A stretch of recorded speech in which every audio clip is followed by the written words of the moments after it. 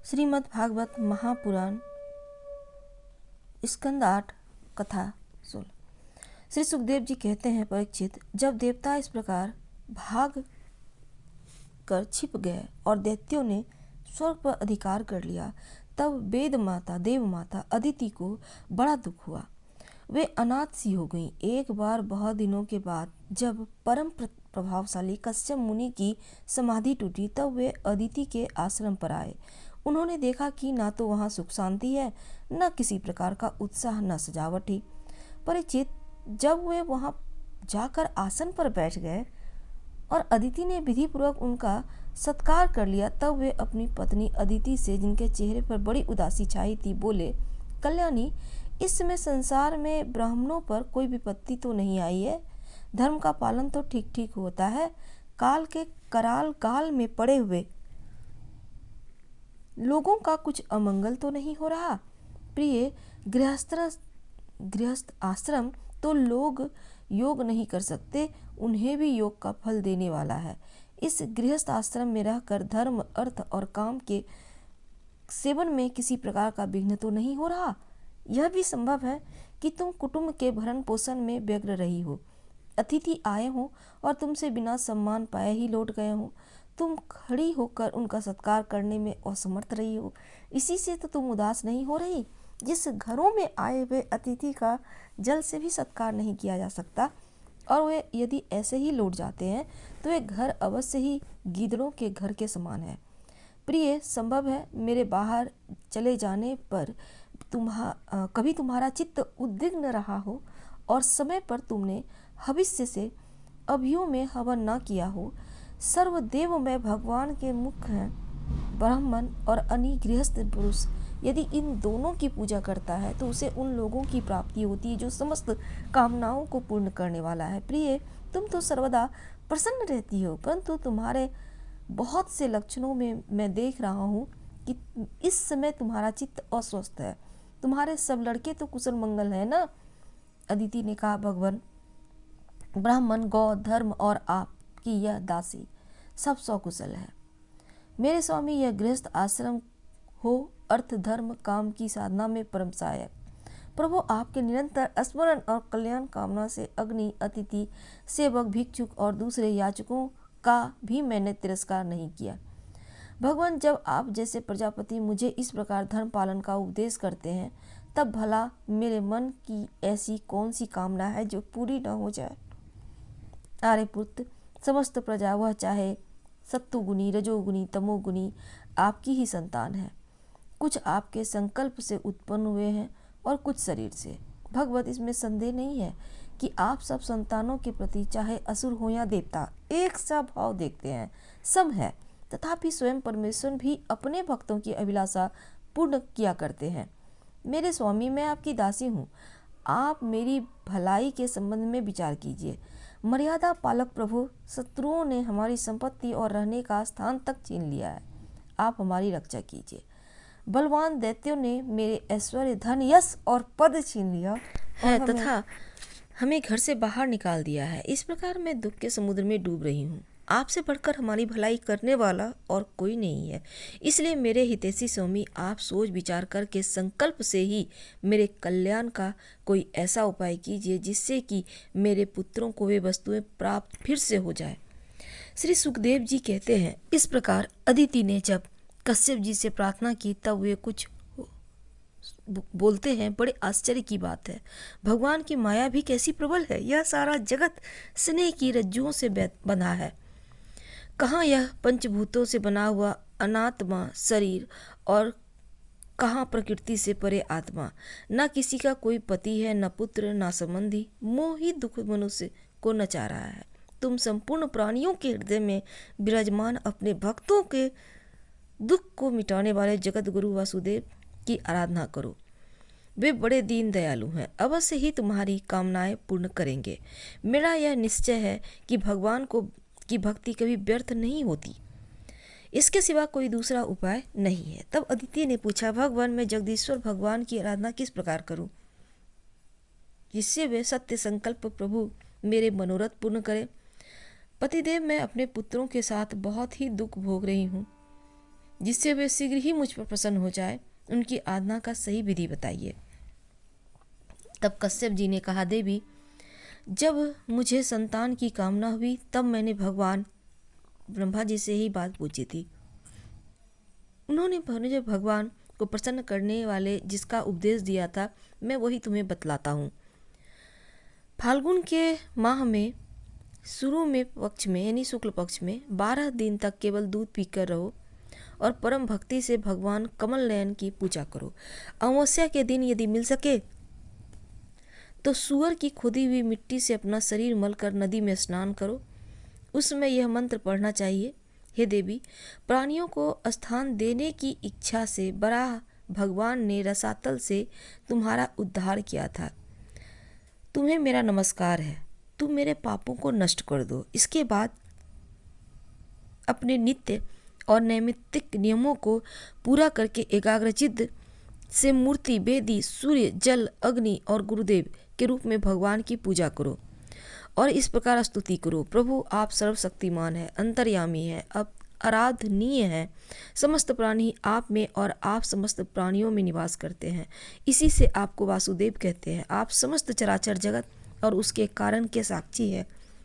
भगवान मेरा आपको नमस्कार है। आप अव्यक्त और सूक्ष्म हैं। प्रकृति और पुरुष के रूप में भी आप ही स्थित हैं। आप 24 गुणों को जानने वाले और गुणों की संख्या करने वाले सांख्य शास्त्र के प्रवर्तक हैं। आपको मेरा नमस्कार है।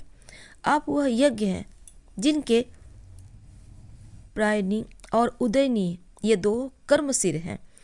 प्रातः, मध्याह्न और साय ये 3 सवन ही 3 पाद हैं। चारों वेद 4 सिंह हैं। गायत्री आदि 7 छंद ही 7 हाथ है। यह धर्म में वृषभ रूप यज्ञ वेदों के द्वारा प्रतिपादित है और इसकी आत्मा स्वयं आपको मेरा नमस्कार है। आप ही लोक कल्याणकारी शिव और आप ही प्रलयकारी रुद्र हैं। समस्त शक्तियों को धारण करने वाले भी आप हैं। आपको मेरा बार बार नमस्कार है। आप समस्त विद्याओं के अधिपति एवं भूतों के स्वामी हैं। आपको नमस्कार है। आप ही सबके प्राण और आप ही इस जगत के स्वरूप हैं। आप योग के कारण तो हैं, स्वयं योग और उनसे मिलने वाले ऐश्वर्य भी आप हैं। हे हिरण्यगर्भ, आपके लिए मेरा नमस्कार है। आप ही आदि देव हैं, सबके साक्षी हैं। आप ही नारायण ऋषि के रूप में प्रकट स्वयं भगवान है। आपको मेरा नमस्कार है। आपका शरीर मरकत मणि के समान सांवला है। समस्त संपत्ति और सौंदर्य की देवी लक्ष्मी आपकी सेविका है। पीताम्बरधारी केशव, आपको मेरा बार बार नमस्कार है। आप सब प्रकार के वर देने वालों में श्रेष्ठ तथा जीवों के एकमात्र वर्णीय है। यही कारण है कि धीर विवेकी पुरुष अपने कल्याण के लिए आपके चरणों की रज की उपासना करता है। जिनके चरण कमलों की सुगंध प्राप्त करने की लालसा से समस्त देवता और स्वयं लक्ष्मी जी भी सेवा करती रहती हैं, वे भगवान मुझ पर प्रसन्न हो। प्रिय भगवान, ऋषिकेश का आह्वान करने पहले ही कर लो, फिर इन मंत्रों के द्वारा पाद्य, आचमन आदि के साथ श्रद्धापूर्वक मन लगाकर पूजा करो। गंधमाला आदि से पूजा करके भगवान को दूध से स्नान कराओ। इसके बाद वस्त्र, यज्ञोपवीत, आभूषण, पाद्य, आचमन, गंध, धूप आदि के द्वारा 12 अक्षर मल से भगवान को पूजो। यदि सामर्थ्य हो तो दूध में पकाए हुए तथा गुड़ मिले हुए चावल, साली के चावल का नैवेद्य लगाओ और उसी का 12 अक्षर मंत्र से हवन करो। उस नैवेद्य को भगवान के भक्तों में बांट दो या स्वयं पालो। आचमन और पूजा के बाद तांबुल निवेदन करो। 108 बार 12 अक्षर मंत्र का जप करो। स्तुतियों के द्वारा भगवान का स्तवन करो। प्रदक्षिणा करके बड़े प्रेम और आनंद से भूमि पर लौटकर दंडवत प्रणाम करो। निर्माल्य को सिर से लगाकर देवता का विसर्जन करो। कम से कम 2 ब्राह्मणों को यथोचित रीति से स्वीकार भोजन कराओ और दक्षिणा आदि उनका सत्कार करो। इसके बाद उनसे आज्ञा लेकर अपने इष्ट मित्रों के साथ बचे हुए अन्न को स्वयं ग्रहण करो। उस दिन ब्रह्मचर्य से रहे और दूसरे दिन प्रातःकाल ही खाना आदि करके पवित्रपूर्वक पूर्वोक्त विधि से एकाग्र होकर भगवान की पूजा करो। इस प्रकार जब तक वह व्रत समाप्त न हो तब तक दूध से स्नान कराकर प्रतिदिन भगवान की पूजा करो। भगवान की पूजा में आदर बुद्धि रखते हुए केवल प्रयोजति रहकर यह व्रत करना चाहिए। पूर्ववत प्रतिदिन हवन ब्राह्मण भोजन भी कराना चाहिए। इस प्रकार 12 दिन तक प्रतिदिन भगवान की आराधना होम और भोजन कराती रहो, पूजा करो और ब्राह्मण फाल्गुन शुक्ल प्रतिपदा से लेकर त्रयोदशी पर्यंत ब्रह्मचर्य से रहे, पृथ्वी पर शयन करे और तीनों समय स्नान करे, झूठ ना बोले, पापियों से बात ना करे, पाप की बात ना करे, छोटे बड़े सब प्रकार के भोगों का त्याग कर दे, किसी भी प्राणी को किसी भी प्रकार का कष्ट ना पहुंचाए, भगवान की आराधना में ही लगे रहो। त्रयोदशी के दिन विधि जानने वाले ब्राह्मणों के द्वारा शास्त्रोक्त विधि से भगवान विष्णु को पंचामृत स्नान कराओ और उस दिन धन का संकोच छोड़कर भगवान की बहुत बड़ी पूजा करनी चाहिए। दूध में चरु यानी खीर पकाकर विष्णु भगवान को अर्पित करना चाहिए। अत्यंत एकाग्र चित्त से उसी पकाए हुए चरु के द्वारा भगवान का भजन करना चाहिए, यजन करना चाहिए और उनको प्रसन्न करने वाले गुण युक्त तथा स्वादिष्ट नैवेद्य अर्पित करना चाहिए। इसके बाद ज्ञान संपन्न आचार्य और ऋषियों को वस्त्र आभूषण गौ आदि देकर संतुष्ट करना चाहिए। प्रिय, इसे भी भगवान की आराधना समझो। प्रिय, आचार्य और ऋषि जनों को शुद्ध सात्विक और गुण युक्त भोजन ही कराना चाहिए। दूसरे ब्राह्मण और आए हुए अतिथियों को भी अपनी शक्ति के अनुसार भोजन कराना चाहिए। गुरु और ऋषि जनों को यथोचित दक्षिणा देनी चाहिए। जो चांडाल आदि अपने आप वहाँ आ गए हों उन सभी को तथा दीप अंधे और असमर्थ पुरुषों को भी अन्न आदि देकर संतुष्ट करना चाहिए। जब सब लोग खा चुके हों तब जब उनके सत्कार को भगवान की प्रसन्नता का साधन समझते हुए अपने भाई बंधुओं के साथ स्वयं भोजन करें। प्रतिपदा से लेकर त्रयोदशी तक प्रतिदिन नाच गान बाजे गाजे स्तुति स्तवन और भगवान की कथाओं से भगवान की पूजा करावे। प्रिय, इस भगवान की श्रेष्ठ आराधना है यह और इनका नाम है पयोव्रत। ब्रह्मा जी ने मुझे जैसा बताया था वैसा ही मैंने आज तुम्हें बता दिया। देवी, तुम भाग्यवती हो। अपनी इंद्रियों को बस में करके शुद्ध भाव एवं श्रद्धापूर्वक चित्त से इस प्रकार का भली भांति अनुष्ठान करो और इसके द्वारा अविनाशी भगवान की आराधना करो। कल्याणी, यह व्रत भगवान को संतुष्ट करने वाला है, इसीलिए इसका नाम सर्वयज्ञ और सर्वव्रत है। यह समस्त तपस्याओं का सार और मुख्य दान है। जिससे भगवान प्रसन्न होते हैं वे ही सच्चे नियम हैं, वे ही उत्तम यम हैं और वे ही वास्तव में तपस्या दान व्रत और यज्ञ हैं। इसलिए देवी, संयम श्रद्धा से तुम इस व्रत का अनुष्ठान करो।